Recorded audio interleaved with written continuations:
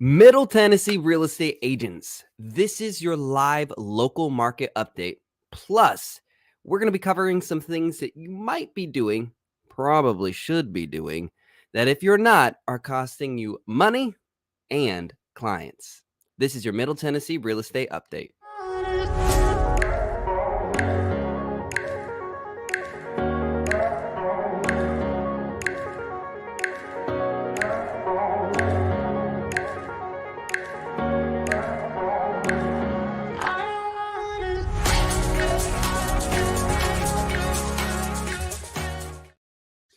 Good morning, Middle Tennessee real estate agents. See how specific I'm being there, because you have to be specific, because for some reason, our MLSs just don't like to share. So we've got to be super specific. I'd love to give you like all of them. Not going to happen. So we're focusing on Middle Tennessee today. I've got some special guests. What we're going to be covering is really what happened in the last month. And let me tell you, if you think a lot hasn't happened, you haven't been watching. But guess what? We have. And that's why we're here with you today to give you what's going on in Middle Tennessee. We've got some awesome special guests. We've got stats. We've got facts. We've got objections. We're going to be getting into all of it, and it's going to be amazing. But first, obviously, we got to go over a couple things like, I don't know, what is the Middle Tennessee real estate update? I'm going to just run it down for you real quick. It's essentially everything you need to know about how to save time and make more money in Middle Tennessee's real estate market. And it's all laid out for you in black and white. Literally, you'll see in the slides. You'll get essential market data that you need to know in order to be able to handle and address your clients' concerns and fears in an honest way. Emphasize the word honest. I can't believe I have to say that. That filters out the non-serious clients who are honestly there just kind of wasting time from the ones who are serious, but they just needed a little bit of help, a little bit of motivation. You'll also know how to handle the objections of what's going on around market data and lead them into action, making sure you don't leave money on the table and rob your clients of opportunities. You will absolutely become their trusted local real estate expert that attracts loyal clients. Not that anybody wants loyal clients, right? That's so overrated. All right, let's keep going. So this is a live show. Make sure that you just leave comments in the chat below. Everything is as data-driven as possible, but not perfect, okay? There are opinions here. There might be discrepancies in data. We try to be as accurate as possible, but I mean, I'm human, right? There's times where I'm inaccurate. There's times where I read something. So make sure that everything you say today, you see and read today, you don't take it as gospel. You do your own research. You go, that's interesting. I'm glad I know that. I'm going to go check that out for myself. I use the same MLS that you have access to if you're a Middle Tennessee real estate agent. And if you're watching it anywhere in Tennessee, you can even apply this into your local market in any state, as long as you can get access to the data from your MLS. So what are we covering today? We're going to be covering the month-over-month interest rates. You'll know how to squash their fears about interest rates and affordability in this current market. We're going to be talking about key housing market stats. You'll be able to set realistic expectations to filter out the procrastinators from those that are ready but need motivating. We'll also be talking about relevant objection handling. You'll be prepared to honestly address their fears and then turn them into motivated clients. And then, of course, mistake-saving tips. You'll make sure you don't leave money on the table. And as I said before, rob your clients of opportunities. I am seeing a lot of that lately, and I don't think it's intentional. So let's get that covered today. So a couple other things that you're going to get from today and how it should make you feel at the end. You're going to get as accurate as possible interest and mortgage application data. That should turn around and make you feel very confident in knowing what's happened in the last month regarding interest rates and mortgage applications. If you don't know those aspects, you're going to be really yourself probably feeling a bit uncertain of what's happening. And it's very hard to address your client's uncertainty in the market if you yourself are not certain. So the goal here today is that we help you become certain in what you believe and what you see based on facts and data in the market, both on mortgages and the housing side. We're also going to bring you as accurate as possible Middle Tennessee market data so that you're a true local expert who has their pulse on the local market. And then we're going to give you some clear ways to handle objections centered around market data, interest rates, and all this data-driven facts. All right. Now, a couple important things before we get started. If you leave this call, this live stream, and you're feeling like you didn't get what you needed from this, here's what's happening. You need to make sure that you focus. This is how you're going to get ahead of it. Take notes. Ask enough questions, because this was designed for you. It's tested and proven time and time again, month over month. This may be the first live stream we've done of it, but we have been doing this consistently, and it has helped agents thrive. This is for you. There's no cost associated other than your own willingness to commit to it. So if you're struggling with focus, easy, simple, silence your phone, remove all distractions, take it in. Take notes, have a pen or paper or whatever you would like. I know it says provided. That's because we're doing these in person. Could you imagine just instantly pops up on your door? Here's that pen and paper you want. And then ask more questions. Make sure you write them down in the chat so you don't forget them. And speaking of writing them down in the chat, if you're watching right now, where are you watching from? I would love to know city, and if you're out of state too, I'd love to know what state. A lot of this is still applicable in a general rule of principles. With that being said, because you guys know I don't like to waste too much time and I want to get right into it, we've got an amazing special guest with us today who is going to be talking about the state of the mortgage industry, particularly in Middle Tennessee, and that is Jennifer Otto. Jennifer, thank you for joining us this morning. Good morning. Thank you for having me. I'm excited to be on this new format and excited to be able to share this information to the agents who are tuning in.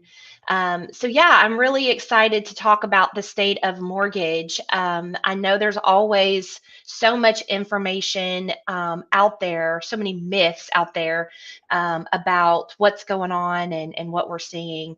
As you all may know, last week, Fed Chairman Powell did actually raise the federal funds rate.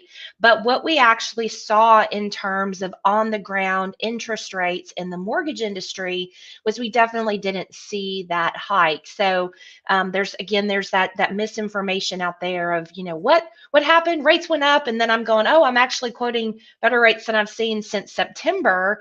And they're like, well, how does this all make sense? So just run through that. So the highest rate I saw was 7%. And when I say that rates are extremely volatile right now, it's kind of been what we've been seeing. So as an agent, really be sure you are keeping in touch with your lender as you have buyers out there looking, because you as an agent would hate to know that you cost your buyer a quarter of point in rate simply because you wrote a 35 or a 37-day contract and you didn't really talk to your lender about, hey, what are rates doing today? If we could lock for 30 days versus 45, those sorts of things. And often that's not something that comes up. But now that you're seeing this, hopefully you'll know and you'll do really great things with that knowledge. The lowest rate I actually saw was we are getting down into that sixes, below the sixes into the fives. And we are seeing some improvement there. The average really was about 6.25%. And you can look, if you just Google, what are the average for rates, it is usually pretty tracks. Now you'll find some lenders that are a little above that. You'll find some lenders a little bit below that. But there is an average, that sweet spot that you're going to see kind of across the board, especially here in Middle Tennessee. Our specific company, we are nationwide, but because of how competitive our Middle Tennessee market is, our margins here are different from like in on the coastal region, like the North Carolinas and the Texas region. So we do have a very competitive market here. So hopefully that helps you guys. I will say too, Jen, when you're talking about keeping your pulse on what's going on with the interest rates, there's a lot of agents who, and I don't necessarily think it's their fault. If they weren't accustomed to being a CEO and what a CEO's job is, which most people that I know that got into real estate were not successful CEOs of a business prior, it means they didn't know what they were supposed to be aware of, what they as a leader were supposed to know. And then they got their license. It didn't tell them anything about that. and they joined a brokerage, and the brokerage didn't tell them that you should always know.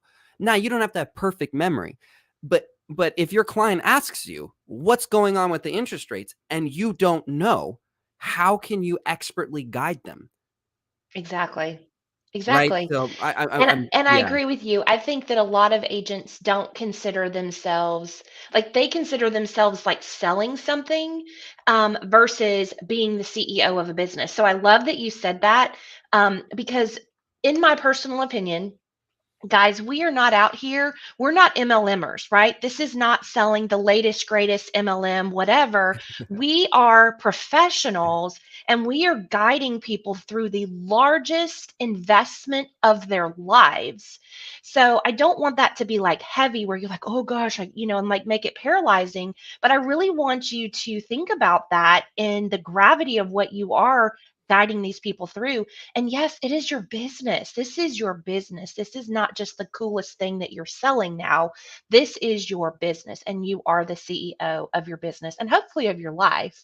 But we're not going to go there So today. Jen, we already got a question. Sure. Um, they said, Jen, can you clarify what you meant by the Fed hiking rates, but it not affecting the real estate market? Absolutely. So, the a lot of this misinformation that we hear is that there are interest rates set by the federal bank. The federal bank basically monitors and sets out rates so for overnight borrowing between institutions. So, like if Chase Bank needs to borrow money from Wells Fargo Bank to cover deposits or to cover something like that, and they are borrowing from each other, that is the Fed fund rate. Okay. So that is the rate that we have seen the Fed raise from last year till now. They have raised it 4.5% over the last 12 months, which historically is one of the highest, biggest rate hikes that we've seen since like a long time ago. So Fed fund rate doesn't, it really is short term borrowing from bank to bank, is typically what that is.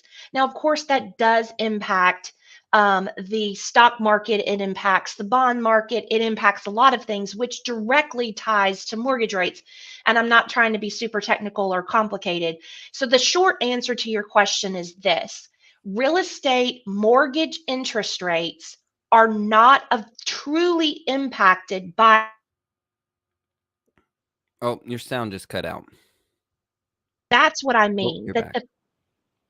Can you hear me? Yeah, for some reason your sound cut out real quick. Yeah, my phone started ringing. I'm sorry. I need Oh. to put my phone on complete do not disturb here.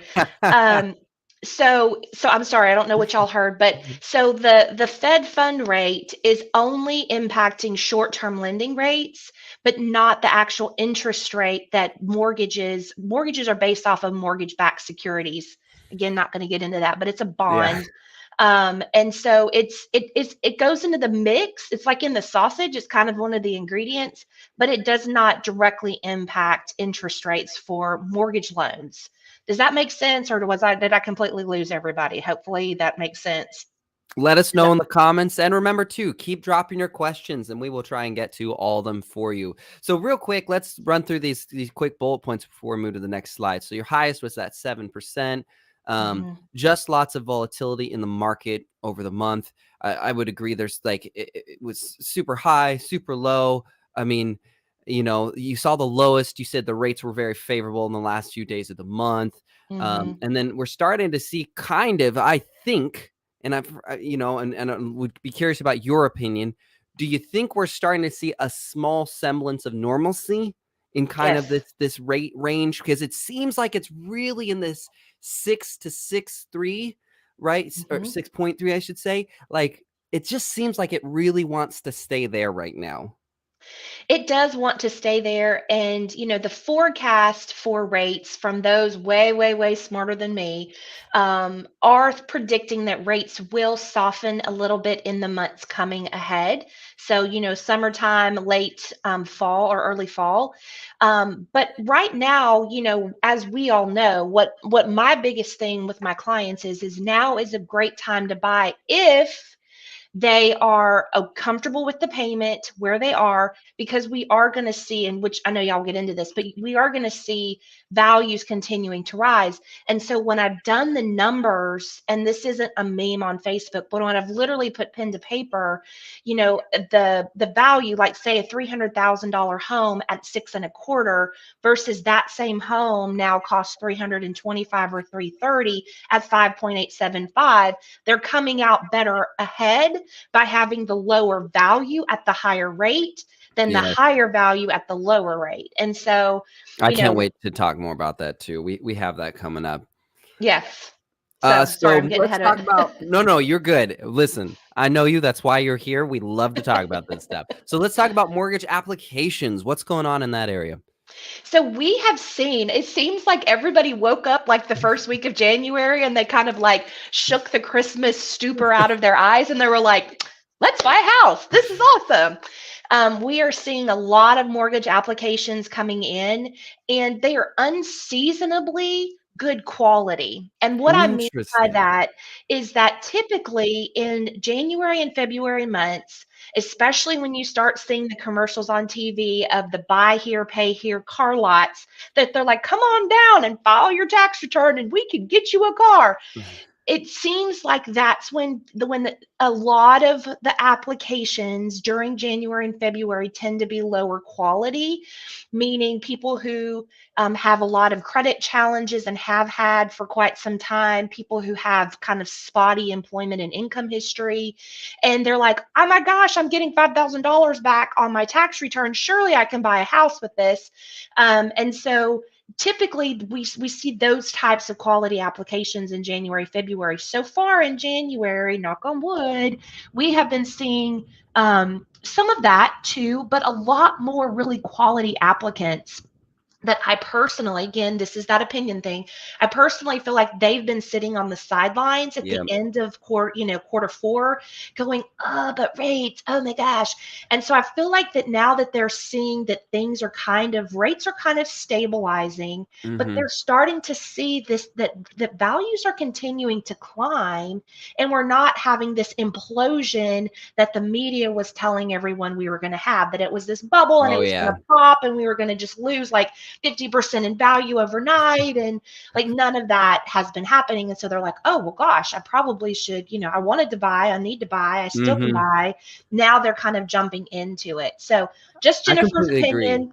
Yeah, I think from my perspective as well, I coach a lot of agents, so I spend a lot of time coaching across markets and things like that. And I would agree that I think what's happened is that a lot of people just weren't sure what to do, and they weren't sure what to expect. And nobody wants to face the shame of making a bad decision.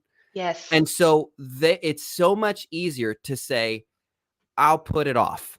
Mm-hmm. I'll put it off instead of getting in the deep details and basically like really honing in the craft. It's easier to say, well, Thanksgiving's here and Christmas is here and New Year's is here. I just got a lot going on.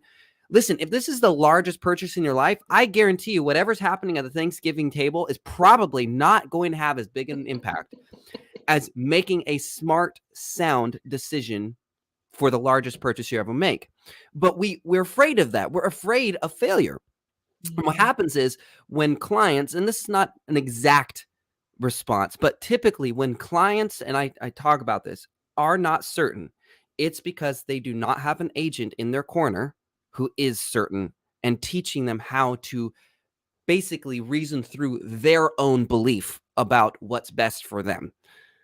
Right. So I think Yep. we see that a lot. And that's why actually we started doing this. And I wanted to do it live and make it more public, because I realized that I didn't also have much guidance when it came to, okay, but how do I take what's happening in the market? First of all, to know what's relevant to me. There's so much garbage out there that I'm like, There is I don't know what so to much know. myth. Yes. Right. Yep. And so that's why we pull it straight as much as we can, straight from MBS, straight from the MLS, straight from as much as we can, direct sources, and then say, here's what's happening. And then we disclaim it when it's an opinion. Here's what I think. Here's my opinion on something, so that agents can go and say, oh, okay, that makes sense. And I know kind of how to go research that. And then Mhm. agents, as you're following through this, will be telling you towards the end what you can do with the information we've given you today to go build that relationship. So let's keep moving forward. So I kind of took a little bit of what you said. You said a good one, something good that was going on, and I kind of made the bad version of it because there's always that contrast. So I'll let you share the good, and then I'll talk about the kind of bad side of it. Yes, and I mean, you kind of alluded to it. Um, Again, going back to this concept of being the CEO and being that guide, even if that CEO thing kind of feels heavy to you, I often use the analogy with my clients is I'm kind of like the pilot of the plane. Like I have driven or flown this route from, for 27 years times 10 to 15 clients a month. And so I know where the bumps and the potholes are. So keeping up to date on, oh, they moved that pothole, now I need to go this other way around it, right?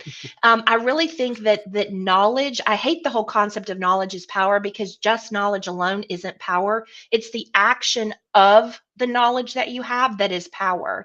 And so knowing what's going on in the market is really, really important. And not only knowing what's going on in the real estate market, but think about what their biggest concerns are. Your clients' Mm, biggest concerns is, can I afford the payment? How much is it going to be? Am I going to be able to actually get an offer accepted? That's a big thing right now, you guys, that first time buyers are able to actually get offers accepted. And we are still seeing a little bit of seller concession and a little bit of negotiating power, like, I don't know, home inspections and repairs and appraisals, like right. crazy concepts, right?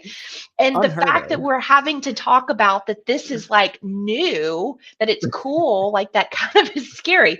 Um, but these are the things to really be talking to your clients about and really staying in the know about. I will say, and I'm not going to obviously name names, but I was working a deal with an agent probably in October, and he was advising the client to waive inspections, waive appraisal, all of that in October, you guys. And so, had to be very careful how I dealt with the conversation, but I did ask him. I said, I would really strongly encourage you to talk to your broker. What you are advising your client on is a market condition that basically like twisted on a dime in June, and we are in October. Mm-hmm. And so, that was really telling to me, and I've started being a little bit more bold and talking with my I agents feel like about we it. Is have to be. I feel you like do. there's this, and I would love your perspective because I think you and I have talked about this very openly before. Is I think there's this really silly notion that lenders need to walk on eggshells and around agents because I don't want to lose their Not business. this one. I know, it's not healthy. You don't want No. to work with someone who avoids the truth, Mhm. Or especially it's because just they know it. leading them down the road the wrong way. And Right. to me, you know me, Robert, I am somebody I am kind of a nerd at the industry. I love reading, I love learning things and kind of doing We my run own the research. nerd club. What are you talking about? I know, right? Like nerd one, nerd two, thing one, thing two, right? But here's the thing, guys, is if you're not plugged into a brokerage that is giving you this information, go find it. There are so many resources. I mean, here, like what we're doing, this is a great resource. But that is really, really important of keeping up on the pulse because it changes so quickly. I've done this for 27 years, you guys, and that is one of the things I love about this industry is no 2 days are the same, no 2 months are the same, no 2 years are the same. And so, like you've really got to keep up on all of that. So here's another thing is changes in what's happening to loans. That's another really big thing to keep up on. Again, I don't want an agent who thinks they are an expert at loans because I'm the expert at loans. Why does there need to be two of us in a transaction? But Right. knowing what's happening so you're not hurting your client, similar to what we were talking about, a 35-day contract versus a 30-day contract, that is a huge deal, especially with the rate volatility. Now, I will say, there are some LLPAs, loan level pricing adjustments that are rolling out today, actually, from Fannie Mae and Freddie Mac that are going to impact the overall interest rate that conventional buyers are going to be getting. So Yeah. you as agents may start seeing more government financing come through FHA, VA, USDA, because when we compare the rates for certain buyers, it may actually be a better deal for their Yeah. clients. Okay. What's going on with credit scores? There's been some talk of potentially changing the versions of the algorithms that are going to be used in mortgage applications. So That was that's shocking going to when I be, was reading about that. yeah, that's going to be pretty interesting, because for years, Vantage has kind of been like, this is my opinion, kind of the generic knockoff of FICO. And now they're really talking about using Vantage versus FICO. And so that will be an And interesting shift. like that would be such a like people don't understand how drastic that is. Like FICO Huge. is the gold standard. Yep. It really is, and there's never even been a contest of power shift from that. It's just been which version of FICO does that institution use, but it's never been like oh, this lender uses FICO and the other one uses Vantage and the other one Yep. uses Experian and the other one does. It is like no, it's just these versions of FICO, and then depending on the loan, depending on the institution, depending on the product, there might be a discrepancy of version of FICO, but it's so like that shift like could have very significant impact. All right, let's keep moving. Yep. We're gonna bring up state of the title. So Jen, actually, one thing I did want to say, to because I think you said a great example is so for agents, um, like Jen said, you do not need to know everything. That is not, you can't, and that's not a good use of your time. You need to be an expert at what a real estate agent should be an expert at. But you need a partner in every facet of the transaction that is also an expert in their field. Because what happens is that if you turn around and your clients ask you questions, or you turn around and you're under contract and you don't know everything on the loan side, so you don't always know the perfect offer, well, then maybe you need to get with your lender and say, here's the offer we're writing. Here's the property that we have. When you're under contract, do not wait a week to get it to your lender. Call them immediately. Hey, we're under contract about that offer I told you about. And then they're going to be like, okay, is it the same? Can you send it over to me? Let's take a look. All right. Now, here's the other thing, but you need to make sure that that lender is proactive. In other words, when they get that call from you, they already know what to do with that information. They're not going, oh, great, cool, see you at the closing table. They go, awesome, I'm going to take a look at this. Here's what I'm looking for. Here's what I'm going to do next. I'm someone who's an open advocate for lenders and agents to have open dialogue of the expectations and what they're doing to make this the most successful contract ever. I don't like assumptions. I want And to it know. and it's for the client. I think Right. that so many times we lose sight, we being the industry lose sight that it's not about me and what I want, and it's the agent and what they want. It is about serving that client to the best of our ability. I want them to feel like this was smooth as silk, the easiest thing. They don't understand why all their friends are like stressed out and all this stuff on Facebook is what it is. I want them to feel like this is super smooth. And Yes. that really comes where the agent and the lender work hand in hand, not as adversarial, like they this and they that. It's we are working together, the same as the two agents, the buyer's agent and the listing agent are working together so that everyone gets a win-win. Everyone gets what they want and skips into closing with a smile on their face. And, like that's what I want to see, because it is a really heavy thing. It is a big, heavy investment. But once we get past the like looking at the little beans and figuring out which loan that they get, I just want them skipping into closing like, well, that was easy. Why does everybody complain that this Yes. is hard? Yes, that should be the goal. All right, Jen, we got to move on to the next segment. So first, is there any last words you want to leave for agents that are tuning in? Feel free to do a plug for yourself because I believe you're a great lender and do a wonderful job here. If you weren't and I wasn't proud to be serving with you, I wouldn't have you on the show today. So I'm happy for you to, if you want to do a plug and say, here's how you can reach me, that is totally fine as well. Whatever you want, just the sign off, if you will. For sure.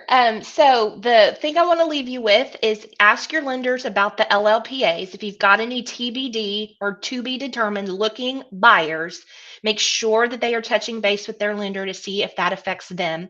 That's a market. And then as far as getting in touch with me, my website is genauto.com, 2 N's, 2 T's. It's got all of my information out there. I am a certified mortgage planner, the only one in the state of Tennessee. I just got my RCSD designation, so I'm also a divorce specialist. So I would love to work with you to see or to have a conversation to see if we're a good fit to work together. I don't work with everyone just because our personalities and what's happening isn't a great fit for realtors. But I would love to maybe have a coffee or a chat and just see if that works. But thank you for having me here today. I Thank you, Jen. definitely love providing this information, and I love what you're doing by trying to be able to give people a really great place to get some information at one time, because this is so, so, so important. Thank you for letting me be a part. Thank you, Jen. Appreciate you. Have a great day. You too. All right. Now, next, we're going to get just a brief overview, state of the title, and then we're going to get into the real meat and bones of it all, which is what's going on in the actual housing market in Middle Tennessee. We're going to have a special guest, top producer, with us when we get to that. But first, let's breeze through title. This was courtesy of Justin Mooneyham over at Bell & Alexander Title. They are an amazing title company. I've personally worked with them. They give a lot of great facts, and they were willing to contribute and just kind of give their perspective, because I thought it's really healthy to have, what's a coach in real estate think? What's a top producer think? What's a top lender think? And what's a top title company think about the state of the market, the state of the industry? So we're going to breeze through these slides. So first is what's going on in the title industry. Files, that means transactions, are picking up, which more closely resembles a typical market. Slow after Halloween and all of those holidays, and then picks up back up around February, March. That is an awesome sign, because as far as the news was telling us for the last 3, 4, 6 months, the market should have been crashed and we all should have been homeless, or with a home value down to zero. Part of why that probably happened is interest rates have decreased slightly, but to be honest, more than likely, it's just people realizing that there's a sense of normalcy going on. We fear the unknown. And so what we're seeing, more than likely, again, this is an opinion, is that just people are starting to see, okay, I think this is normal, right? If you asked your great-great-great-grandfather to pay $2, $3, $4 a gallon for gas, they would have a heart attack. But we turn around and go, oh my gosh, it's under $3. That's amazing, because there's a normalcy there, right? So the same thing we're seeing is happening with interest rates right now. And then real quick, efficient property listing support. Yeah, it's a little bit wordy, but here's kind of what it means. Your title company should be more than just someone you hear from on occasion after you're under contract. They should be helping you post, but also pre-offers. They can get in their pre-offers. They should be helping you to get the CCRs for a listing you have going live. They should be available for questions, have an attorney as needed. In other words, they're a partner to the transaction and the success of your business, not just a processor. Processing is just one part of what they do. And then real quick, we're going to just give a good, bad story of what they were sharing. So an agent moved a deal to Bell & Alexander. The buyer was living out of U-Hauls. You hear me that? Living out of U-Hauls in New York since December over a title issue. Now, Bell & Alexander had told them they could close the file back in December, but they didn't let Bell & Alexander. They kept it where they wanted to keep it. And that put their client at a horrible disadvantage, terrible inconvenience. But when they finally decided to move it over to Bell & Alexander, they closed it last week. Now, while I am plugging Bell & Alexander because they're amazing, the moral of the story is agents need to know the extent of what your partners can and can't do, and will or won't do, or will not do, and not have your clients pay the price because you're buddies with them, you've always used them, they're really nice to you. No, who is the best person to get this deal done? Sometimes it's someone new. Sometimes it's the person you've always known. but you've got to turn around and be objective. Otherwise, you might end up in a situation where this agent had their client living out of a U-Haul. How do you think that client felt through that transaction? Oh man, I got to send all my referral business to this guy. I don't know if it was a guy. I'm just saying that. I got to send all my referral business and all my repeat business and leave a 5-star review because, man, I was living out of a U-Haul and it was amazing. I think we all know that's probably not what's going through their head, right? All right. Now, that was the quick title update. Again, thanks to Justin Mooneyham, who took the time to just give us his perspective. He's an amazing title processor, Bell and Alexander. Now let's get into the main event, the state of the housing market in Middle Tennessee and how this plays into your business and what you can be doing with this information to actually close more deals, help more clients. We're going to have a special guest, the bearded icon agent. I see him getting ready. He's ready. Okay. All right, let's do this. Chris, good morning. What's up, man? Good morning. Good to see you, brother. Thanks for jumping on. For sure. So, Chris, as you know, because you've done these with me before, we're going to just be discussing. So I'm going to kind of just run through some things. And just like I normally do, I might ask you some questions from your perspective because you are a top producer in Middle Tennessee. You're a team leader. You're a coach. So you see a lot. And then the other thing that I like that you do is you're not just in one area. You've got land out in a rural area over there. You've turned around and then we'll be in the heart of downtown Nashville. So you kind of get a pulse of like rural and metro and kind of what's going on in the market.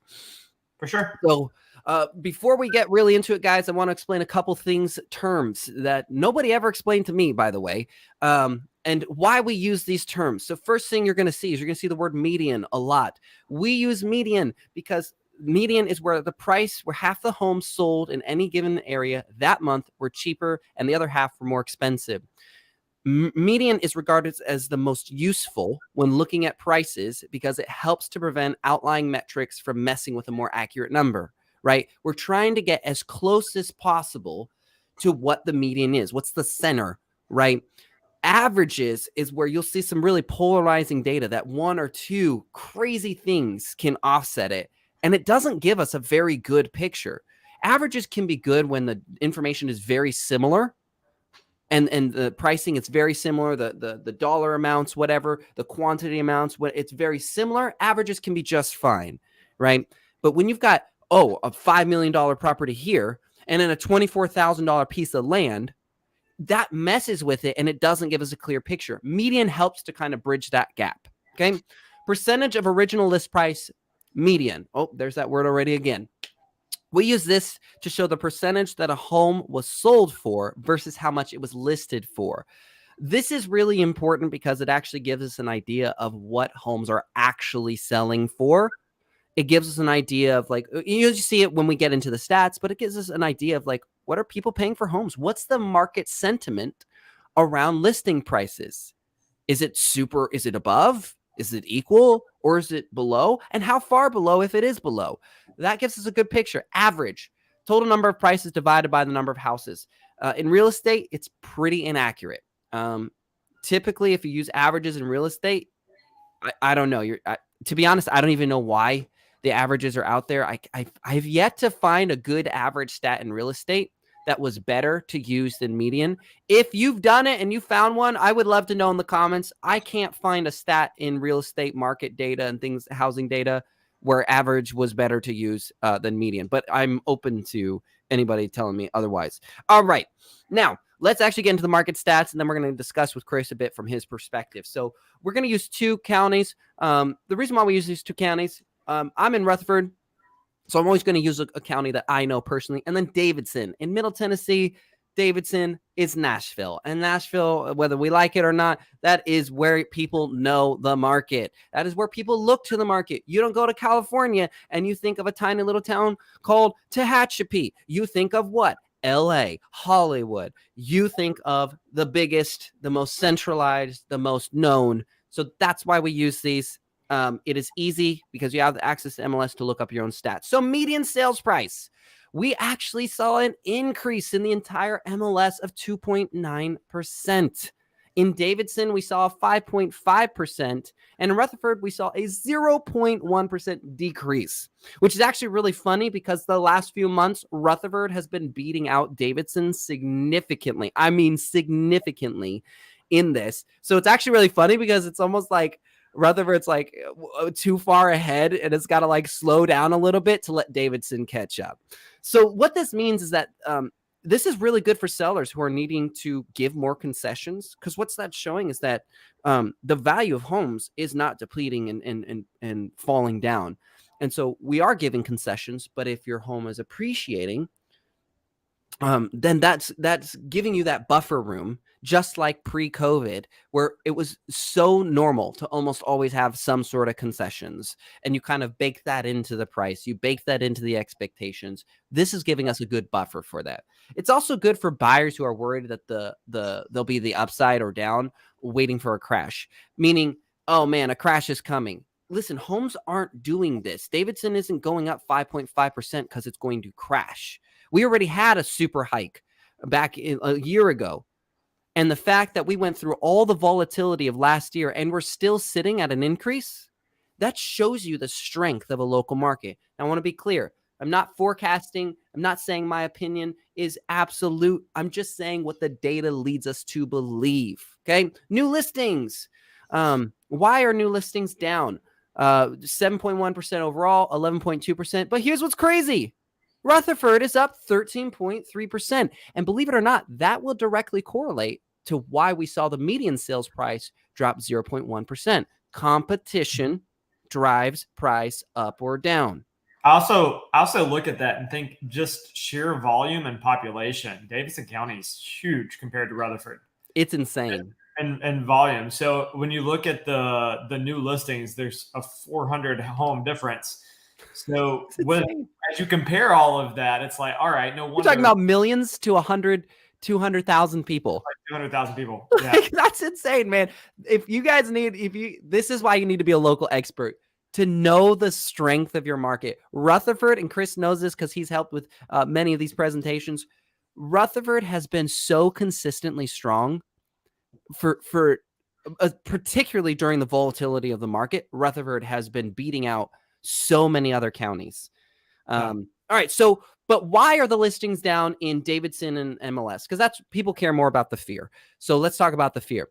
Usually what we're seeing here is, quite honestly, don't hate me for saying this, but it is agents aren't properly educating their clients about the strengths of the market and how to navigate it to come out with a win. Here's the thing. If you aren't educating them with facts and data, strategies, and how to win in a market, they're going to take it to their gossip channels, the people who aren't experts talking about their opinion. Don't ever listen to someone's opinion about something they're not an expert on and then let that influence you, right? Or they're going to go to the media. The media has openly stated they will try to fearmonger as much as possible, right? People will tune in 100 times more when we say the housing market's crashing than they will when they say it's looking stable. Stable? That's boring. I don't care. Oh, it's crashing. Crap. Everybody tune in. That's a huge reason why. Homes for sale. Check out those numbers. Entire MLS, 12.1%. Davidson slightly down. Rutherford, 28.1%. Like, what the heck, Rutherford? Freaking steroids over there. It's amazing, right? Know your markets. I'm challenging you, agents. What market are you in? What's your county? And what are your stats? That's a great thing for you to know. Know the strength, because that's you're going to know in your market. Just because Davidson might be down 1.5% doesn't mean people in Rutherford need to be afraid, because if they're buying in Rutherford, they're selling in Rutherford. What we're seeing is that there's demand. There's growth. There's opportunity. Buyers, be excited. So options are going up. All right, so Chris, from these stats, the median sales price, new listings, homes for sale, like, especially you do a lot in Rutherford. What's your take on this? What's kind of you've been seeing out in the field, if you will? So, with the amount of homes that are on the market, I always prep my sellers. Hey, look, buyers are going to be a little bit more picky about things. You've got to have your home ready to present in its best fashion. I let them know that buyers are oftentimes going to be requesting funds, like they can look at the market and see all these houses available. They're going to try to get the best deal. And any market, there's always somebody looking to get the best deal. And sellers want the best deal, buyers want the best deal. In my opinion, I think right now we're kind of at a semi-fair playing field for kind of somewhere in the middle between the two. Sellers are still achieving good value, right? Sellers can still Median sales price looking good. Sales price and stuff is looking pretty good. Yeah. But at the same time, the buyers still get a pretty fair shot. They don't have to pay $50,000 over asking for a house, waive all the inspections and everything else. So we're still in a good market where everyone can kind of come together to get a deal that works for everyone. Well said. And that at the end of the day is what every agent should be looking to do. Get something that works for everyone. Because if you have something that's not working for one side, usually that deal falls apart. The deal has to work for both sides. It's got to make sense for everybody. You can't just have it one-sided and only one side win or be winning, because that's when your deals fall apart. Yep. Well said, man. Well said. And, I love that you said that that's what agents should be looking for. We are not here to beat the other side. We're here to represent the best interests of our clients. Yep. The best interest is that everybody is amicable, works hard, is honest, is diligent, and comes out with a clean, smooth, honest, fair deal. Because a lot of the problems that occur is when one side is more focused on taking advantage of the other, beating down the other, deals fall apart. You get sabotage. Oh my gosh, the amount of sabotage that happens because people are bitter over dumb things too. It's dumb things, but nobody likes to feel like they're being bullied. But that's the approach that a lot of agents and clients have. At the end of the day, though, like Chris said, there is no reason why we can't put a win-win deal together. Look at these market stats. That tells us sales price is still strong, sellers. Concessions prices, repairs, things like that are strong for the buyers. Great. Let's meet in the middle. Everybody's happy. We walk away. We close the deal. The market gets stronger and better and more favorable. And we keep moving. You know how many sellers I've talked to, and they're like, oh my gosh, current market, I'm losing $25,000 compared to what I could have sold for last year. And then I take them back 3 or 4 years ago or 6 years ago. I'm like, you bought this house for $150,000. By the way, hold on, I got to interrupt you, Chris. Good. The power people just told me that they might shut down my power for 5 seconds. Cool. All right. So if I randomly dash out, I'm going to message my assistant, Misa. It would be nice if I knew this before I was doing a live show. Yeah, well, hopefully they don't shut you down. You should still be able to stay in. Okay. And then I get to do the uh-oh. Are you there? You're froze on my end. I don't know if anybody can, if you are listening and you can hear me, please drop a comment.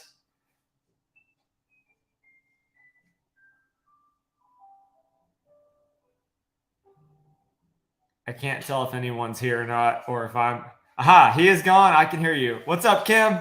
Thank you. I appreciate you. Okay. So, because I can't tell. All right. Everybody's here. So, what I was getting at before Robert disappeared. Oh man, I just got a lot bigger. And now you guys have all of me here. So I get to chat. All right, great. So I've got sellers. I've got a seller. Her house is worth like $400,000. And she's doing a few repairs. She had a renter in there.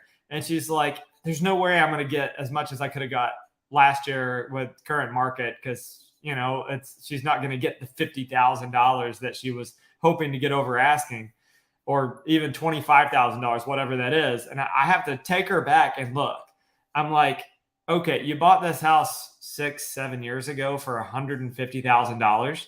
I know you've put some work into it, and she nickels and dimes everything.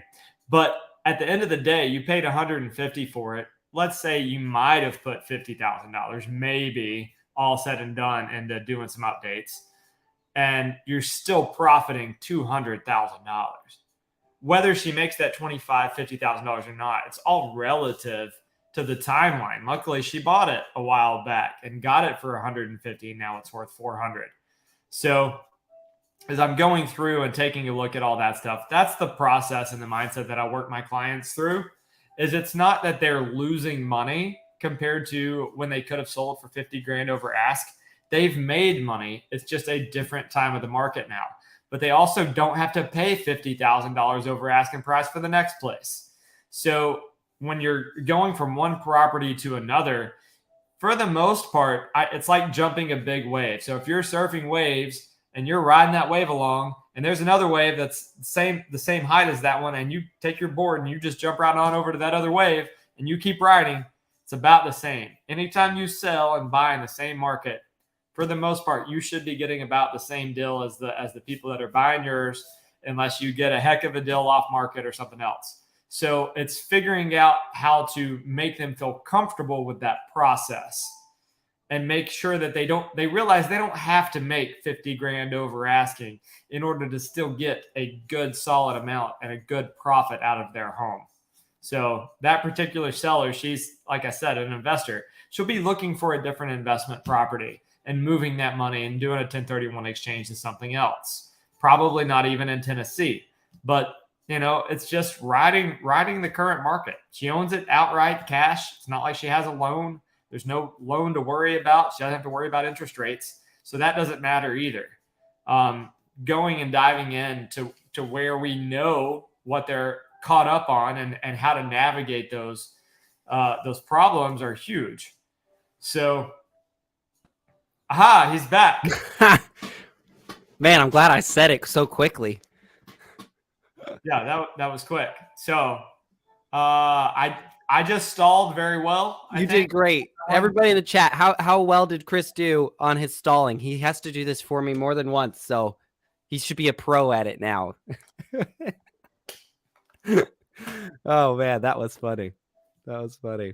He did great. There we go, Chris. Right. Look at that. You're a rock star. Go. All right, let's jump into the rest of the stats. So pending sales. Now, I'm going to preface this. These next two, pending and closed, are going to look abysmal, but you need to understand context. And this is really, really important. Okay. So pending sales overall, we see a 43.5% decrease, 42.8, 36.4. Again, look at Rutherford though.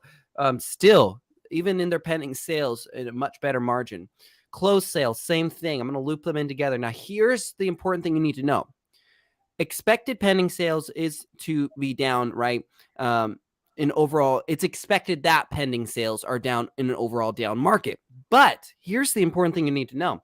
The pending sales are up in as far as the percentage that they're down. In other words, last month, they were right around 50 something percent.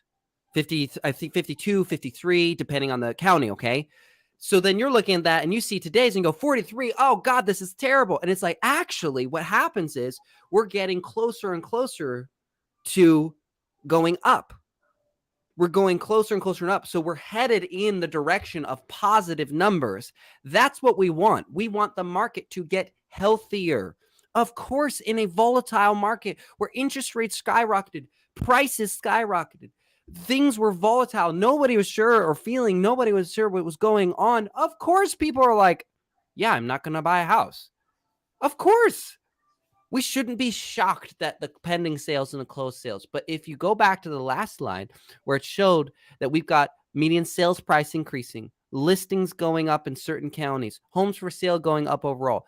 Now we're going to start to see more availability for pending sales to go up, closed sales to be happening. So I wanted to preface that really quickly with you because I think it's important. Chris, do you have any comments on the pending and closed sales? Nope. It all goes hand in hand. I mean, you have more opportunities. You're going to have it's just kind of, there's more on the market. There's less pending. It's just how it is. But we're still on a gradual change. It's not like there's a million homes for sale and nobody's buying. Right. So it's a gradual change. I do think market's improving from everything that I'm seeing. It's continuing. Well, and you heard it from title. You heard it from lender as well. And these are local people for your local market. So these aren't just someone who's Yeah. in a different city, just saying things. I love the people that are like, market's crashing. They're just saying that. I'm like, show me the data, please. I'd love to see it. So now let's talk about median days on market. This is important, guys. It's very, very important that you know these stats. Seriously, because if you don't know these stats, you're not going to be able to educate your clients appropriately. We see in the entire MLS, which shouldn't be surprising at all, a 340% increase on median days on market. In Davidson and Rutherford, we have to wait 22 days for a home to sell. That's insane. 22 days, 22 whole days. Not 24 hours. I want to make that clear. Not the day before we listed anymore. It's not literally right. It's not incoming soon. It's not even active yet. We have to wait 22 whole days on average. I know. I don't know how we're gonna do it, man. It's just time to go do a showing. It's crazy. Oh, I just realized my lights weren't on. Chris, why didn't you tell me? Your lights aren't on? Oh no, they're the wrong color. Oh no. This is not how it's supposed to. No. Wow. All right. We're just going to leave those alone. Thanks, power people. Nah, it's fine. They're just doing their job. So listen, guys, while this obviously initially you look at this and you go, oh, totally favorable for buyers. While it is really favorable for buyers, here's what you need to understand too, though. And Chris, I'm going to ask your thoughts on this in a second. When clients were selling in 24 hours, do you know how stressed they were? So they were stressed. The agents were stressed. Everybody was stressed. Everybody's like, that happened right now. And like, I would be driving down the interstate and pull over and write offers on my phone. Like, that's the reality. Or I would be binding stuff. Like, I'd be pulling over because otherwise there was deals that I was getting under contract within like an hour of them going into coming soon. Yep. Like 0 showings. I pull my car over. I don't care. I'm stopping. I'm getting this done. I'm getting this out. We're getting it sent over. Get everything signed. I mean, literally under contract immediately. I did that. Ah, man. I wish I knew how I should go back and count how many homes I got under contract. Like within hours after they were listed. It was insane. But I just dropped whatever I was doing. And the clients knew that I would do it. I'm like, look, if something comes up, we're going to get it. I'm going to be the first person no matter what. So that's just how it was. It is. And we won't get too much into it, but being first can give you a significant advantage in a lot of cases. So for buyers, guys, the obvious is that they're going to have some more time to view homes, actually see the home. I mean, geez, how many didn't get to see a home? They're going to be able to probably put in some inspections and ask for concessions. Remember, we're looking for a win-win here. Be reasonable, set expectations for your clients to be reasonable, because at the end of the day, we decide the market camaraderie. And I don't say just agents. I mean, everybody who's involved in the market decides if the market is hostile towards one another, or if we walk around with a really positive win-win attitude. That will change market sentiment. But I've got bad news if you're a listing agent. I'm sorry. I'm going to have to tell you something that you probably don't want to hear. You're going to have to actually market listings. Oh, no. You're going to have to actually do something to sell the property. I know. It probably sounds crazy, but here's the thing. If you're turning around and we're seeing these increases, and I think we're still going to see an increase in median days in market personally, I still think it's going to go up. I think we're going to be hitting 30, 45 days. I wouldn't be surprised at all to see that again. You need to be able to market. If you don't have a marketing plan, that needs to change. How are you going to get this house sold? Because your clients are going to start seeing that their neighbor's house, listen, they're as nosy as heck. They're going to see that their neighbor's house didn't sell in 24 hours. They're going to see that sign was sitting in front for 30 days, 45 days, 60 days. And they're going to look at you and go, hey, my neighbor Rick, his sign was sitting in the yard for 60 days. How are you going to make sure that sign isn't sitting in the yard for 60 days? You need to know the stats. Well, hey, listen, here's what the median days of market looks like. Here's what we're looking like in activity in your specific county. And then here is my unique, non-generic marketing plan. Here's what I do to help make sure that you get the home sold as efficiently and as effectively as possible. We do have resources for you guys. Reach out to us if you want to. Last two parts, not the month's supply of homes for sale. It's not a huge one, but it kind of feels like we should talk about it. So real quick, 2.4, 2.4, 2.1. Month supply of homes for sale have doubled month over month. That means that there is an increased inventory. Now, listen, since the market crashed and a bunch of builders back in 2008, a bunch of builders pulled out of making new homes, we have never been able to catch up, ever. Go read the data, just so you know. We've never been able to catch up. We've always been behind on demand for housing. We've always been behind, not demand, the supply of housing. So actually, it's a good thing to see that we've got a couple months of supply. We're going to call that a runway. That means that we could have a very active spring market, which we obviously will hope for. We can have an active spring market and hopefully not run out of homes the first month, right? And then screw everybody else over until the next 3 to 6 months, right? So when we see these runways going up, that means that buyers can get out there and have a healthy chance of getting a home, that they aren't going to have one option and then it's a repeat of last year. Now, let's talk about median percent of original list price. This is very important. What's important is to see how small the decrease is. 3.3 entire MLS, 3.3 in Davidson specifically, and 2.8 in Rutherford. Rutherford, man, coming out with all the gold medals right now. Like, let's go. So despite the median sales price being strong, despite median days of market going up, right, the median percent of list price is only seeing a slight decline. Let me tell you, slight decline, does that sound like crashing to you?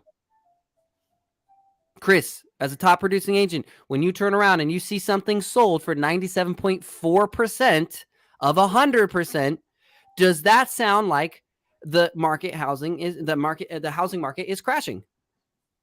Not even slightly. That's not how, when a store is liquidated, what happens? 70% off, 80% off. Please just buy the things because it's crashing. It's going out of business. I think about it like a stock as well. So is a stock always worth $100? No, it does this constantly, right?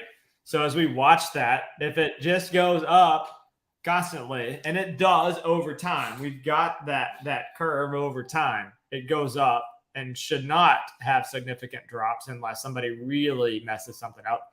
But there are going to be changes. Not everything is a straight line. If you watch this every month, it changes. It's going to go up. It's going to go down. It's part of it. And so as an agent, when you're sitting down with your listing clients, this is particularly at your listing clients, right? But also buyers. I'm going to get into a second why this is important for you to know too, buyers, agents. So listing agents, let's start with you because this is the one that most directly you look at and you go, crap, like this, I want to be able to grandize and say, oh, we're going to make you so much more money. Here's the thing, right? When you hire a lawyer, right? A lawyer is there to essentially prevent worse damage, right? Something happened that required the court of law. Usually it's not a good thing, just so you know. I don't know anybody who goes to court and be like, man, I'm so happy. This is such a great day, right? So what happens is, as an agent, when the listing price is going down, your job is not to boast that you're going to sell it for 120%. What your job is to do is say, listen, I'm going to get the maximum amount of exposure. I'm going to get it to make sure that we get the terms as favorable as possible. Because here's what I and Chris, I'm going to want your perspective on this in a second. Here's the way I would look at it. You need to set realistic expectations based on data. Here's what the data is telling us. Your price is strong still. Good news. But people are asking for concessions / it's selling truly slightly under what we're listing it at. You need to be prepared for X, Y, and Z. But here, and this is where you need to show the positive, here's where I come in to make sure nobody's taking advantage of the current market situation, the current market status. You see how I spinned it like that? Listen, here's the data. I didn't make it, right? But here's how I'm going to make sure nobody's going to take advantage of you. Not on my watch. I'm going to make sure that we're keeping this in the best, most favorable terms possible for you. but I still set realistic expectations. Listen, if you're in Rutherford, 97.4%, that's what we're looking at. That means that buyers, agents, and buyers are going to be expecting. I'm here to try and make sure that we're not just another statistic, but that we are the tip of the top of the best scenarios in our local market. We're the ones that make your neighbors jealous because they didn't use me as an agent. That's the way I want you to feel. And then that client goes, okay, this guy clearly knows what's going on. He is ready. He is out there and aggressive. He's ready to get this done. So Chris, from your perspective, because I know you do tons of listings, how do you kind of approach it when you see market stats like this? It depends on the client. True. It depends on their needs. It depends on their goals. Depends on the speed at which they want to sell. It's so hard to give blanket statements on how I deal with anyone, because I really take so much into account on what that person's particular needs and questions are. It's so tough.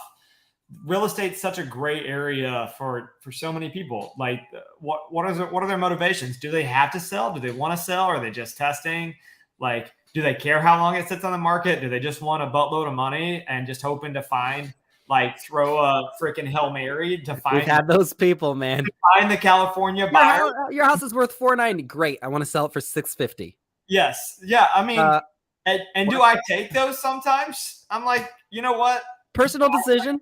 Personal decision. Yeah. I'm like, you know what? I'm going to take them sometimes. Yeah. It just depends. I'm like, hey, if it gives me an opportunity to throw my sign in the yard, I'll take some pictures. We'll get this thing up. We'll give it a shot. Do I think it's going to sell? Probably not. But we're going to let the market tell you no instead of me. Right? Well said. We're going to let the market tell you no instead of me. I got no problem. I'm like, look, I can sit here and argue with you all day over your list price and show you comps. But if somebody comes up and they want to give you $650, you know what? I will sell it to them if that's what they want to do.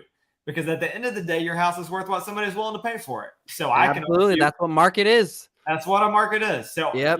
I can argue with you all day long. So giving a blanket statement on how I deal with any of these stats is really tough because I need to know the stats, but I also have to apply them differently in every situation. So what I'm hearing from you is that you need to know the market data, and then you need to know how it applies to the individual client. Don't just show up and say 96.7% or 96.7% in Davidson. And they're like, how is that relevant to me? Make the market stats relevant to me and my needs and my wants and my emotional status. Like, help me to know how it's relevant. I think that's one of the worst things that I see people do in our industry is that they just vomit stuff on people.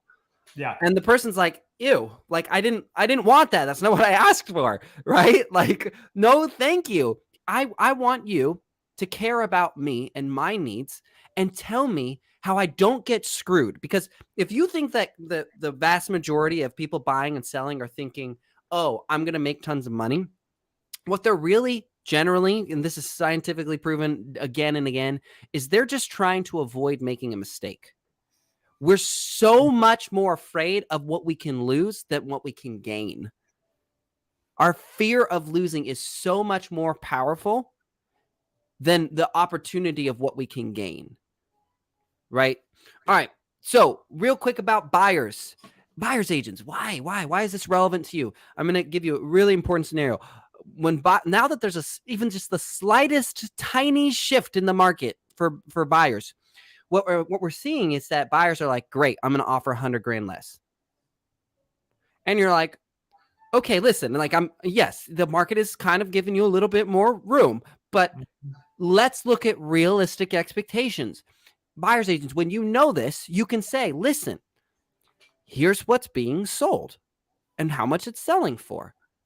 What that tells us is that sellers are not accepting less than a certain amount. Now, that's not saying you can't go write a competitive offer, but this is actually for you agents to help curb those that are that are low ballers. Now, if you want to work with low ballers, right? Like Chris said, it's a personal opinion. You want to list a house that's way overpriced? That's your choice. Go ahead, right? You want to work with low ballers? Go ahead. But for me, I'm just working with ballers. Yeah, I'm just working with ballers. I'm just working with ballers. How about ballers? I'll show up. We're shooting hoops all day long. Yeah, we're just shooting hoops. until they land. You know what? Hey, sometimes I've lowballed stuff, and sometimes it lands. Sometimes it does. So you've got to know. But if you're working with clients that you're like, man, all they do is lowball, and this is not worth my time. You've got to know the data so you can make educated decisions. You've got to know the data so you can educate your clients. Because I would set expectations up front. I'd be like, hey, Chris, if he was my client, I'd be looking at this and saying, okay, we're looking at this house. Here's the comps. Here's what's selling for. And then here's what the market's telling us sellers are actually accepting. Right. And then I go, now, what do you think is a reasonable offer? Right? Always put it back in their court. Let them talk, do the majority of the talking. You give them information, and then you ask them to say what they think, feel about that information. And what you find is that reasonable people make reasonable offers, right? Unreasonable people make unreasonable offers. Well, I want to have the reasonable people make the reasonable offers. I'd like to work with them more. They're a little bit easier to work with. And then also the likelihood of success, right? Let's say you have a client that's like, hey, I'm moving in the spring. I need to get a home under contract. You can tell them how long homes are taking to sell generally, meaning time. You can set the proper expectation. Then you can turn around and also remind them, listen, your lowball offer, I'll write it. I don't care. But listen, if you had a timeline and homes are selling for 97.4% and you're offering 45%, I know that's a little dramatic, 80% of list price, you're probably not going to get accepted. And you're probably going to have to go through another, Rutherford was 16, I think, days median, another 16-day wait. And now your deadline's closing. And guess who's going to be the one that ends up desperate? It won't be the seller anymore. It'll be you. But again, you need to know your clients. You need to teach them. You need to guide them. If they don't care and they got all the time in the world and you don't care and you got all the time in the world, do what you want. But your job is to look out for their best interests. And sometimes they forget what their best interests are. Sometimes they forget the mission and the goal. All right, let's move on. These two questions right here, you have to be able to answer. Because if you cannot answer both of these questions, then why on earth would anyone choose to work with you?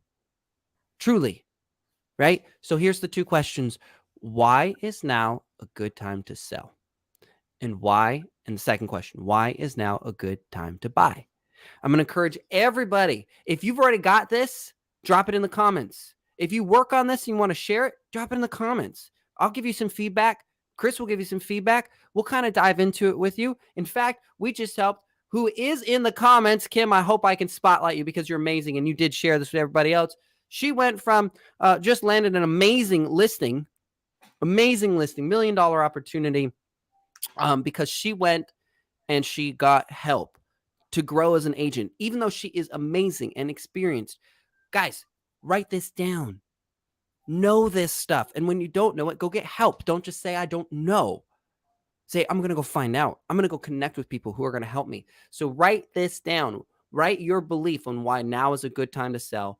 And then write what your belief based on market data, which we've presented to you more than enough today. And we've dialogued with you about why it is a good time for sellers and why it is a good time for buyers. All right. So here's what the winners are doing and here's what the losers are doing. I know it's a little bit harsh, but I'm going to tell you the reality of business. You're either winning or you're losing.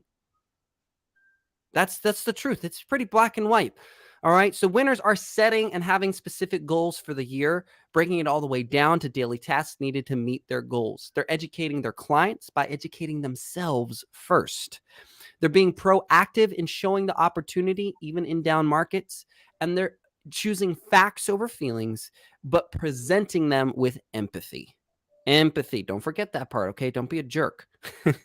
Now, here's what the losers are doing. And when I say this, I don't mean it in a harsh way. I just mean it in a realistic way. They're aimless and uncertain in what they need to be doing each day to accomplish their goals. They're waking up and they're saying, man, I hope something productive happens today. I hope the activities that I perform today produce results. You're a CEO. You can't play that game. You've got to do things that you know produce results, right? They're doing nothing different or better than they did last year. They're relying on a model that didn't didn't bring them the results that they were wanting. Why would you repeat? Do you know how many agents? It's already a month in, and their plan is the same plan they had last year, the plan that did not get them the results that they wanted last year. Maybe it's time for a new plan.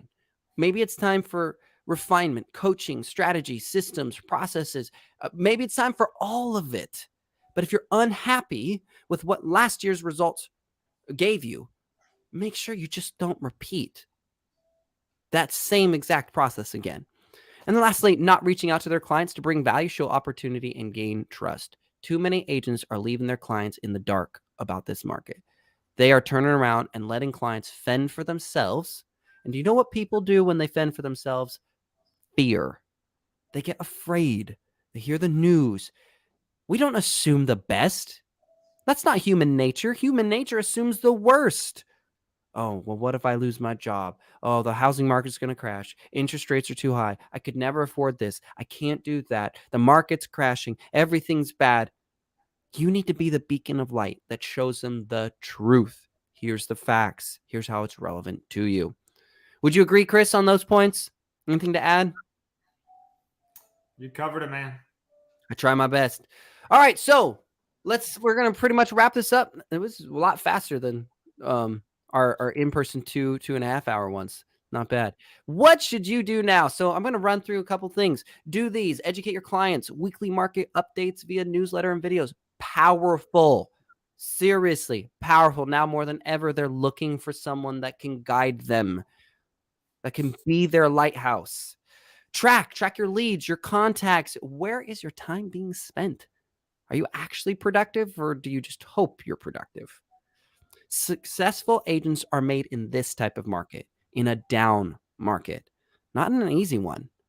Let me tell you, there were agents who were in that hot market who still couldn't sell homes, who still couldn't get listings, who still couldn't pay their bills. So don't say, oh man, I wish the market was hot again. I'm waiting for the hot market again. I hope the hot market comes around again. Because I've heard agents say that. It was so much easier when, a year, 2 years ago. Man, that's how you go out of business. You have what you have now, and that's what you've got to work with. That's the truth. Better make the most of it, or it'll make the most of you. You know what I'm saying? So decide for yourself. Make a commitment. Am I willing to do what it takes to thrive in this market, or will I allow the market to tell me to go out of business, to push me out of business? Because the market doesn't care about you. Let me be very clear. The market doesn't know who you are, and the market doesn't care about you. You have to use the market to your advantage, or the market will just run you right over. And a couple other things. Write down, like we just discussed, why is now a good time to buy if you're a first-time home buyer. In other words, pick out specific ways. First-time home buyers, investors, the type of people that you typically work with, and be able to answer the question of why is now a good time to buy, why is now a good time to sell as a first-time home buyer, to sell as a downsizer. Make it extremely relevant to your target person. If you're sitting down and you're going to talk to someone who is a first-time home buyer, be able to answer this question from a first-time home buyer's perspective. Does that make sense? Hopefully that makes sense. Let me know in the comments if that made sense. Want to make sure. Have a consistent process for staying up to date on local market data and interest rates.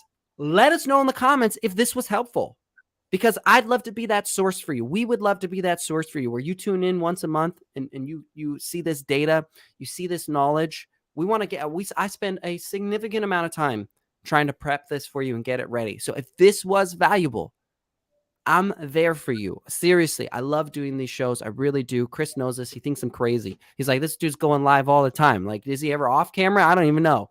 Okay. So let me know though, because it takes a lot of time. I don't want to do something that people don't want. It's not going to hurt my feelings. But if you want a good source of market data, interest rates, and everything like that, drop it in the comments. Let me know. Kim says, can you do it for every city? Heck no. Man, I don't even know if I did this full time, like just only these market reports full time, if I could hit every city. That's a lot. It's a lot. That's a lot. Last but not least, get your priorities straight. If you're in it to win in a down market, does your schedule, do your actions reflect that? Or are you all talk? It'll show. And listen, There's nothing wrong with saying, you know what? I've been all talk, but I'm going to change that. That's okay. I've been all talk more than once in my life, more than once, and it has cost me. So are you all talk, or does your schedule and your actions reflect that? All right, now we're going to briefly talk if your listing is moving slow, which guess what? Overall in the MLS, 340% increase on days on market. Your listing is probably, now let me say, when I say slow, I just mean perception of slow. Selling in 22 days is not slow, by the way. That is still actually lower than the historical average, okay? But it's fine. Perception of slow, right? First things first, you need to double check your price. 99% of the time, if a listing isn't selling, it's a price problem. It's not priced correctly. Look up all the data, the stats, listen to the top teams, top producers. They'll generally tell you that. Just double check. Is it comp supported? Is it competitive for the market? Has it been recently evaluated? Our markets get crazy, especially if you're in a hot market. Look at what's going on in Rutherford. In Rutherford, man, you need to be checking weekly to make sure that you're competitive. Things change. A new development all of a sudden offered an incentive for 10 grand and paying all your closing costs and a rate buy down. Well, crap. That's going to affect the perception of value on your home, on your client's home, right? You need to know that. But you also need to know that it does take longer to sell a home right now than it did a year ago. But don't let it be because you didn't do your job. That's the important thing. If it takes longer to sell a home, let it be because the market decided it took longer to sell a home, not because you cut corners, you provided below average or even average service. Don't let you be the reason your clients didn't succeed. Okay? There's a bunch of other things, but the important things for you to focus on is to remember that buyers are extremely concerned more about payments right now than the overall price. So your marketing, how you talk to the agents on the other side, everything, how you prep your sellers for concessions and things like that, what's reasonable. Have an understanding of where a buyer is feeling so that your marketing and your conversations and your negotiations are relevant to the other side. If I'm negotiating with Chris, but he doesn't even want what I'm selling, how good of a deal do you think we're going to make? He's not going to be motivated. But if I have something he wants and I present it in a way that he needs, how motivated will he then become to really want to make a deal work? Right? Hopefully that makes sense. All right. So would like a good source for a Facebook user. Guys, if you're a Facebook user, what it means is like you're either in a group or you have to like give StreamYard permission to show your name because privacy protection, things like that. So whoever you are, would like a good source for Nashville. I'm always pulling from every MLS. I'm guessing you're saying MLS. Is there one good place? Well, honestly, yeah, the MLS is one of your best places to pull from. I mean, you can go RPR and things like that. RPR can get really complicated, by the way. It's really easy to get misled because RPR gives you so many numbers. So unless you're an expert, just don't get lost in programs like RPR. Your MLS provides more than enough data for comps and for market stats. It's so easy. And then the MLS will actually let you pull up multiple counties too. So if you got a client, or maybe you're doing a listing and that listing is in a city that's very close to another city or a county that's very close to another county, you can just pull them up side by side and create a market data report based off that. So that's what I would do. And that's what I personally do. That's how I prepare these reports for you guys. Chris, do you have anything to add to that when they're talking about a good source for Nashville? Yeah, I mean, our MLS is the best. I mean, that's literally where we're all selling the properties. That's going to be the absolute best source because everywhere else is probably pulling from there. So I just go to the source. That's the source. Yeah. Agreed. Let's see. Kim says, question. Should seller get an appraisal on his home prior to listing? If yes, what is the positive for doing that? Chris, I'm going to let you start with that and then I'll give my opinion.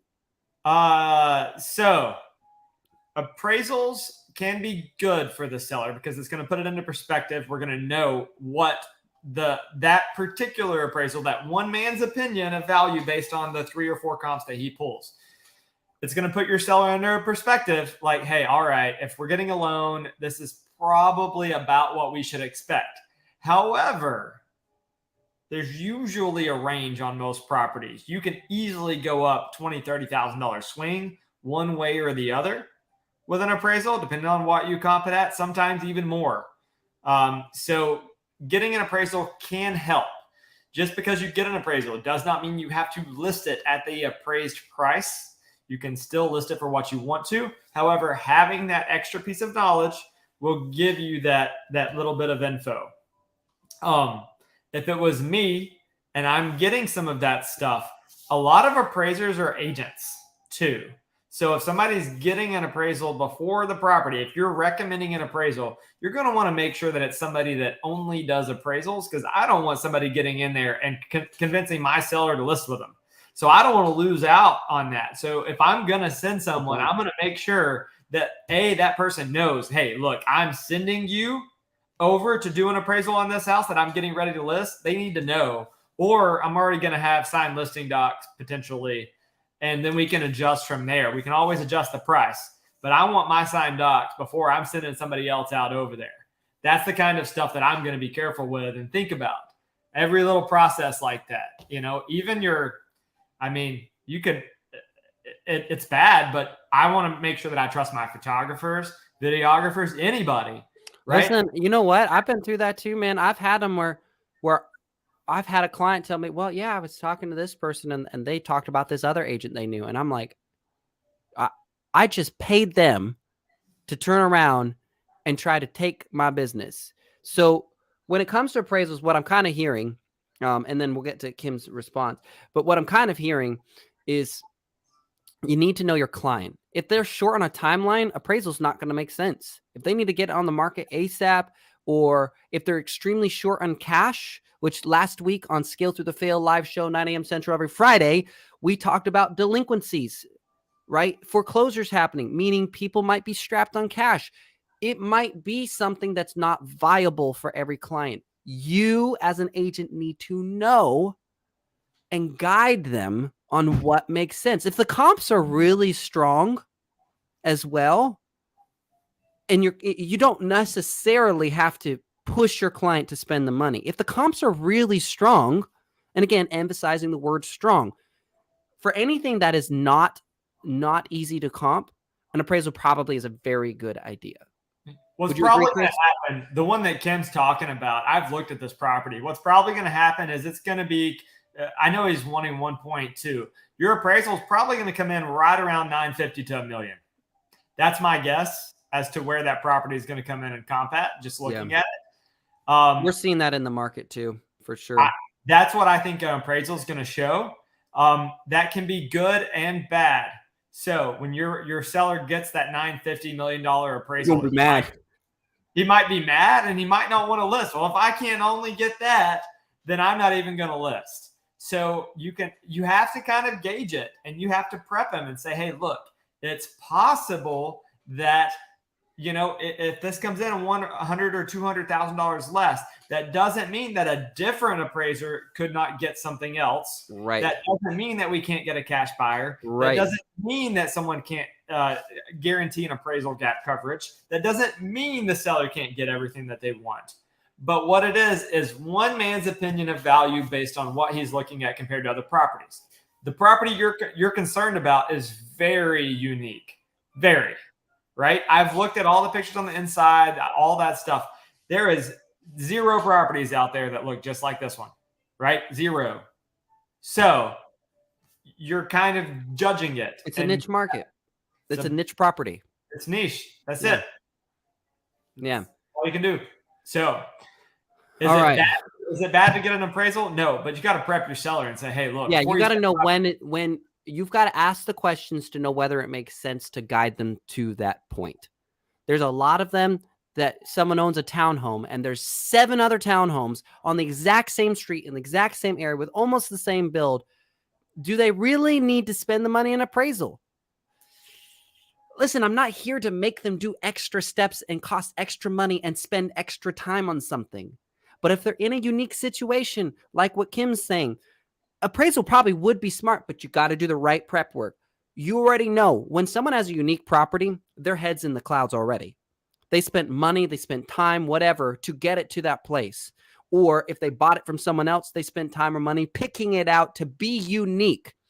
So their brain is saying, my property's unique. It's so special. It's amazing. It's worth $5 million and I bought it for 200 grand, right? Like their brain is thinking like that. So you've got to do the right prep work. And by the way, you need to do the right prep work for any time you get appraisal. You always need to tell them, let me be clear. Let me explain to you how an appraisal works. And if you don't know the process of appraisals, that's really important. Here's the other cool part. When you know the median data, when you know the comps, you can also turn around and expertly advise them when you say, listen, it's kind of weird that the appraisal and the comps and the market stats are not lining up. I think that leaves some room for us. It might be that there's some discrepancies, things like that. But if you don't know, you'll get the appraisal and say, well, that's just the appraisal. Listen, I have gotten appraisals where the appraiser left off 100 square feet of the home. I'm not kidding, guys. Now, I want you to do the math on that for a second, okay? 100 square feet of home. I believe at the time it was a $193 a square foot. That's $19,300. This is why you need to know the process and be a true expert. You need to know this. Yep. Appraisals are not the gold standard. That's why you can hire as many appraisals as your client wants. They can keep going and going and going and going, and each one could be different. All right, let's talk about buyers. If your buyers are uncertain, make sure their lender is actively helping them to improve their credit and financial situation. People will feel better when their situation improves. They'll feel stronger when their finances look better, when their credit score goes up. How many times, Chris, if you had a client go, hey, listen, my credit score is not ready, and then they get their credit score up and they go, listen, my credit score is going up. Things are getting better for me. They're more optimistic, are they not? Yep. They're more willing to turn around and say, do you think I'm ready for a home now? Do you think I'm ready for getting pre-approved? You need a lender who is actively working and has a process. If not, then why are you even connecting them with the lender to begin with? I'm going to be real with you. What, you just handing them off so the lender can push them off a cliff and be like, see you later? I hope you have wings and can fly, because if you can't, we're not working together. Not for me. And then remember, too, there are a lot more programs, grants, and other avenues for financial borrowing available than there were a year ago. There's a lot more that is coming out again. There is a lot. Jennifer Otto mentioned it earlier during the State of the Mortgage, how even credit scores and the way that those are being might change. You need to know, right? So the market is slower, but that doesn't mean you need to be slowing down. Thousands of homes were sold last month. How many were with you? You can't turn around and say, the market's bad, that's why I didn't sell a home. Well, then how did all those other thousands of homes get sold? I'd love to know, right? Slap yourself in the face, say, wake up, hold on. If thousands of homes are being sold, then I can sell the 2 or 3 homes that I wanted to sell last month. I can do that. I'm just not following the process that it needs to make it happen. Remember, your buyers are worried more about payments than prices. Prices doesn't make sense to them. They could see something for $500,000, but because they don't understand payments, think that is in their budget. Because they don't understand payments, they could think it's not in their budget. They need to understand payments. A good lender is going to educate them, and a good agent is going to remind them and guide them based off the information provided. All right, we're going to speed through. So here's the harsh reality. It's time to look in the mirror and write down the excuses that you have caught yourself thinking, saying, and believing in. Any of these sound familiar? People aren't buying because they can't afford to. People are waiting for interest rates to come down. Sellers don't want to list because the value of their home is too low, right? Because it's going down 97.3% or whatever in Rutherford. People don't want to make a big purchase like a house when people have been laid off recently. People don't want to buy or sell because they believe a market is crashing. If you have found yourself saying or even thinking about these things, you're just believing gossip. You need to fact check yourself. Fact check your own thoughts. People aren't buying because they can't afford to. If they can't afford to buy, then how did thousands of homes get sold last month in all price ranges, from 24K land to $1 million homes to multifamily, you name it. In every category of real estate, things were sold last month. But if nobody can afford to sell and nobody can afford to buy, then how on earth did those transactions happen? Right? Sellers don't want to list because the value of their home is too low. Sellers' homes are historically high still. Most sellers are going to be up right now. Are they going to make as much money as they want to? No. Have you ever met anybody who's ever said they've made as much money as they want to? I haven't. I have not met a single person who's like, yep, I'm good. I don't need to make money anymore. In fact, I've made too much money. Man, people don't think like that. You're never going to find a seller who is going to turn around and be like, man, my house is overpriced. I think we should sell it below. I don't want to make profit. Like, that's not going to happen. They're always going to want as much as possible, right? Yep. Don't play that game. Don't play that game in your head where you feed that into your own brain. When people say they don't want to make a big purchase, like when people laid off recently, this is why you need to know the truth behind news. The layoffs that came back, this is particularly in December and January, came from companies that historically overhire. Amazon, Facebook. Go take a walk around your local market and see where the jobs are. Go look up on Indeed. Go turn around and check in with some of the big plants like Nissan and things like that. Then you'll have a better idea of what the job market's looking like locally. Don't use Amazon as a good example of whether your local market's strong. Don't use Facebook. That's not going to help you. That's not going to teach you. And that's not going to be able to address your client's concerns. Right? And then lastly, right, they're waiting for a market crash. Listen, there's a couple things about this. All the people who wait for a market crash miss the opportunity to buy in a market crash. Trust me. There's a lot of people who waited for the crash in 2008 and knew it was coming, and they ended up desperate, making bad decisions, and took no advantage of it at all. There were people who wanted the hot market, didn't take advantage of it. Then they wanted prices to come down. Prices came down. Didn't take advantage of it. They're waiting for the right interest rate. None of the interest rates are ever good enough. They don't take advantage of it. They miss out on opportunity. Don't feed yourself that same mindset, right? Because here's the truth. I'm going to paint you a very clear reality. If you believe that the market was going to crash tomorrow, what would you be doing right now? Would you be showing homes? Would you be, because if the market crashes, that means there's an economic problem, right? That's what happens. The real estate market is imperative and it's directly huge. Many economists believe that the housing market is one of the best ways to gauge the prosperity, the economic status of the U.S. So if you believe that we were going to see a collapse, would you be sitting over here on Facebook listening to this? Would you be turning around showing homes to houses to people that aren't even pre-approved? Would you be doing those actions? Would your clients be turning around and still going and seeing movies and having Netflix subscriptions and buying at Starbucks? No. What do people do when a real collapse happens? They withdraw. They stop spending. We are not seeing that. We're still seeing jobs market report was strong. We're seeing more people spending money. We're seeing these signs. We're seeing the strength of housing, median sales price still going, or price of a home still going up strong. So don't buy into that lie, because if you believed a crash was happening, you'd be stocking up right now. You'd be preparing for doomsday. It'd be like freaking the ice storm where everybody goes and cleans out the shelves of milk and bread. I don't even know why. Two terribly perishable things that will be expired in friggin' couple days, and they're buying on those, okay? All right.